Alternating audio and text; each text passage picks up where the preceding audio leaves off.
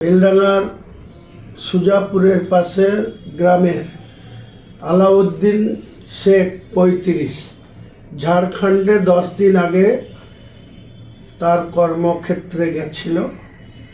তাকে ঝাড়খণ্ডের জৈনিক দুষ্কৃতীরা তার প্রাণনাশ ঘটিয়ে বা তাকে মেরে তারপরে তার গলায় ফাঁস দিয়ে টাঙিয়ে দিয়েছিল। এই ধরনের ঘটনা প্রায়ই ঘটছে। কদিন আগে জুয়েল রানা সুতির এলাকার একজন ছেলে, তাকেও উড়িষ্যায় এইভাবে প্রাণ দিতে হয়েছে। কাজেই বাংলার বিশেষ করে মুসলমান সম্প্রদায়ের যে সমস্ত 20 থেকে 40-45 বছরের পুরুষ মানুষরা, তারা তাদের বাড়ির রোজগারের বাড়ানোর জন্য বা তাদের সংসার চালানোর জন্য যেখানে বাইরে গিয়ে কাজ করতে যাচ্ছে, সেখানে ছেলেদের যেভাবে নৃশংসভাবে হত্যা করা হচ্ছে, প্ল্যান মাফিক তাদের জীবন কেড়ে নেওয়া হচ্ছে, এরকম একটি ঘটনা ঝাড়খণ্ডে ঘটেছে। আলাউদ্দিন শেখ বেলডাঙ্গার সুজাপুরের পাশের গ্রামের বাসিন্দা। তো তা নিয়ে আজকে বিক্ষোভ অবরোধ হচ্ছে। আমি বলবো যে এই বিক্ষোভ অবরোধ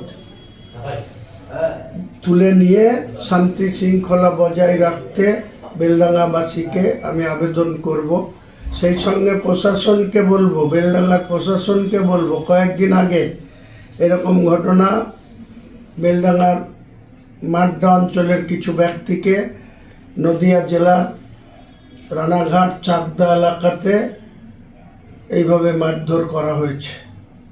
এসবগুলার পুলিশ প্রশাসন সঠিকভাবে তদন্ত করে তাদের বিরুদ্ধে পদক্ষেপ করুন।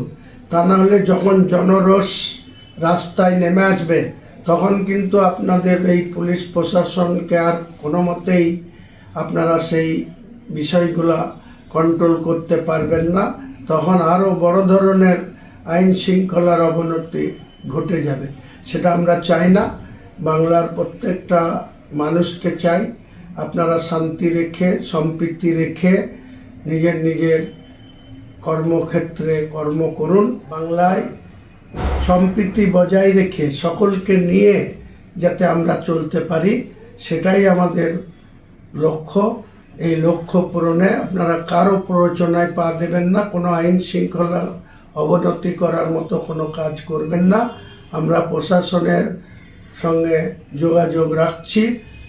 আলাউদ্দিনের যে খুন, তার সঠিক তদন্ত করে যাতে বাংলার পুলিশ প্রশাসন থেকে ঝাড়খণ্ডের পুলিশ প্রশাসনের সাথে যোগাযোগ করে যাতে সঠিকভাবে এই আলাউদ্দিন খুনের বিচার পায়।